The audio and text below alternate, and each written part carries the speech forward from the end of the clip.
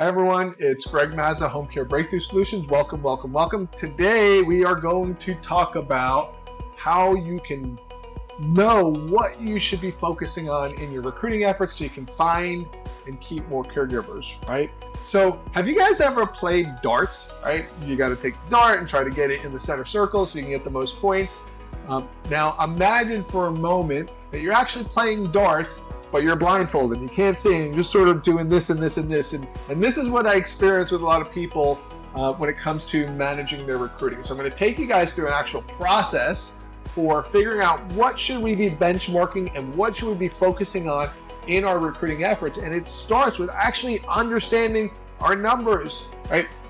We call it reverse engineering, right?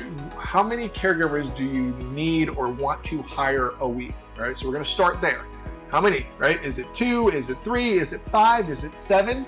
So in order to figure out where in our recruiting system something's broken, we have to understand where are we now? What do we need? So if I need 2 hires a week, okay, how many people do I actually need to show up for an interview if I'm gonna hire 2 people a week?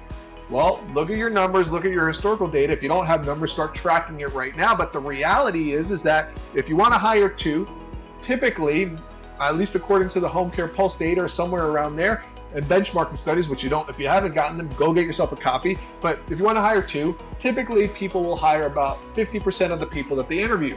So if you interview 4 people, you're likely to hire 2. Why do I say that? Because some people are going to go work somewhere else, someone's going to get to them quicker. There's some people you're not going to want to hire. So it's about 50%. So hiring 2, need to interview 4. Well, if I need to interview 4, to actually show up, how many do I actually have to schedule in order to get 4 people to show up? Because if you're like most home care owners, you are, well, not one home care owner that I know gets 100% show up rate on interviews. So if you're one of them, congratulations, you are absolutely amazing. You're an anomaly. Most people, their show up rate for interviews is, I don't know the industry average, it's not tracked by Homecare Pulse. My experience is that it falls somewhere between 30 to 50%.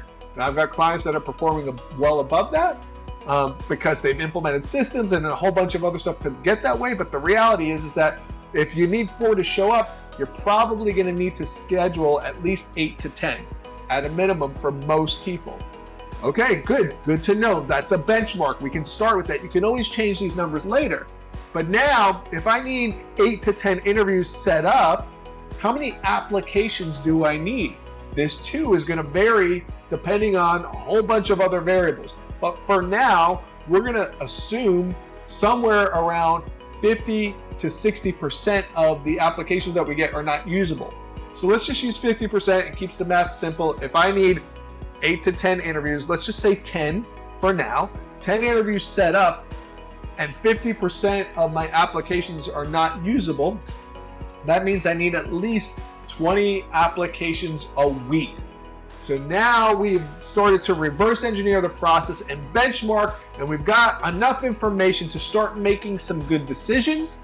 And when we have this information, we can use it to decide, instead of throwing darts blindly, like, oh, I think I need to work on this or this or this, or I saw a training, I'm gonna go do that and implement it in my business. Instead, we're gonna focus on our highest priority needs. Where's the gap? Am I not getting enough applications? Right? Is my interview show up rate not that great? Or have I interviewed, but I'm having a hard time getting people to actually work?